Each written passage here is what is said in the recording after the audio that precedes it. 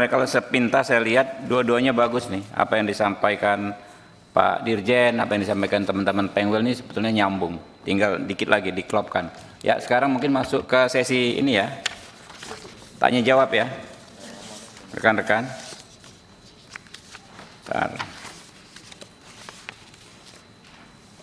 Mungkin apa dari PDIP dahulu ya.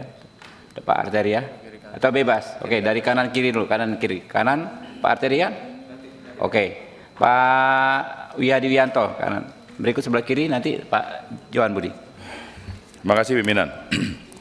Yang terhormat pimpinan dan anggota Komisi 3, dan di sini ada Pak Dirjen AHU beserta seluruh stafnya, ada Pak beberapa direktur, dan di sini ada pimpinan wilayah.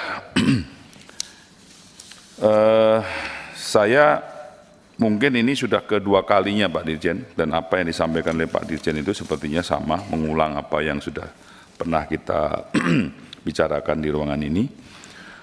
Namun saya melihat tidak ada satu kemajuan dari yang pembicaraan yang lalu sampai sekarang ini. Sebenarnya kalau menurut Pak Dirjen ini ada masalah enggak sih Pak? Kalau seperti ini gitu kan. Nah, kita semuanya tahu bahwa ini masalah ini sampai berlarut-larut, dan saya lihat juga di sini kita sudah mengundang perwakilan dan juga mengundang PPI ini. Tapi PPI ini nggak muncul. Dan dari surat keterangannya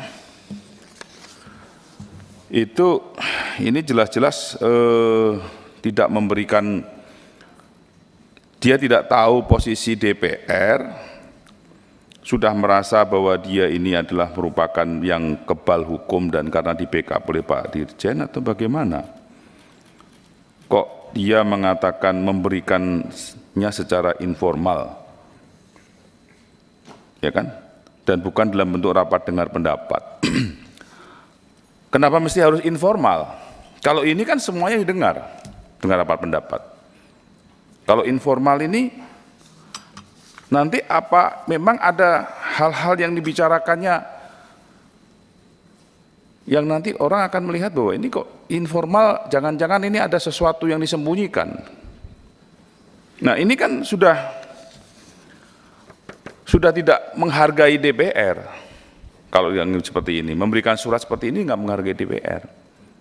Jadi saya kira ini perlu klarifikasi, karena Pak Dirjen waktu saat itu kan mengatakan notaris itu ada merupakan jadi notaris ini di bawah pembinaannya Pak Dirjen gitu ya. Notarisnya menurut undang-undang begitu kan ya. Notarisnya bukan organisasinya kan Pak. Ya. Tetapi kalau bukan organisasinya, merefer dari suratnya Pak Dirjen yang dipermasalahkan oleh perwakilan ini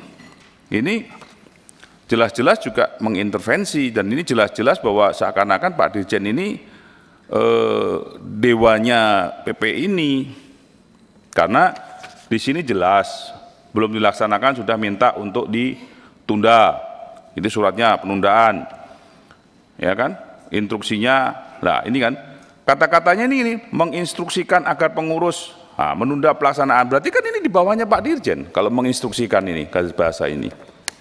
Ini semua notaris di sini, bahasa ini bahasanya kan semua juga apa namanya bahasa akta dan segala macam ini. Kalau ini yang menginstruksikan, artinya kan di bawah, ini di bawahnya Pak Dirjen gitu instruksi ini, gitu kan?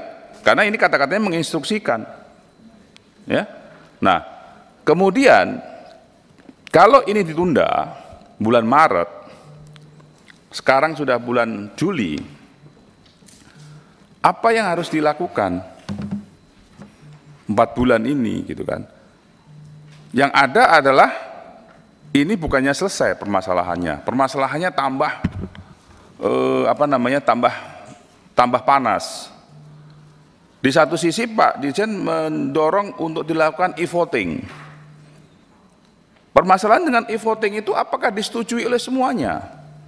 Siapa yang memberikan kewenangan Pak Dirjen melakukan e-voting? Kalau Pak Dirjen mengatakan pada saat periode rapat yang lalu mengatakan bahwa tidak sebagai menyampuri kepengurusan PP ini karena independen. Tetapi kalau hanya masalah di notarisnya saja yang menjadi pembinaannya. Nah, kalau Pak Dirjen sudah menyarankan e-voting dengan mengatakan dengan seperti itu, artinya kan Pak Dirjen sudah benar-benar bahwa yang namanya PP ini kan di bawah Pak Dirjen. Ini kontradiktif Pak kalau saya. Nah, jadi dalam hal ini apa yang menjadi permasalahan daripada surat ini perlu klarifikasi Pak Dirjen. Dan ini saya kira perwakilan juga meminta adanya pencabutan ini. Artinya yang masalah sumber masalahnya ini surat Pak Dirjen ini. Dan surat Pak Dirjen inilah yang mengakibatkan semuanya mengatakan bahwa Pak Dirjen tidak netral. Nah, kalau kita kembali kepada undang-undangnya bahwa yang namanya notaris itu adalah di bawah notarisnya sebagai pejabatnya, bukan organisasinya, maka saya pikir Pak Dirjen harus kembali ke kitah yang awal daripada undang-undang itu, gitu kan. Walaupun permennya belum ada nih, tapi undang-undang itu kan sudah jelas seperti itu. Nah, jadi di sini Pak Dirjen saya minta kejelasan daripada surat ini dan juga kemudian klarifikasi ke depannya ini surat ini nih berlakunya sampai kapan dan harus selesai. Tidak bisa seperti ini. Karena ini dipakai sebagai surat saktinya daripada PP ini. Dan saya kalau melihat PP ini tidak dengan tidak datang hari ini nggak punya attitude yang baik nih. Ya kan? Ini benar-benar tidak menghargai DPR dengan mengatakan bahwa dia hanya mengatakan mau informal, nggak mau dapat dengar pendapat.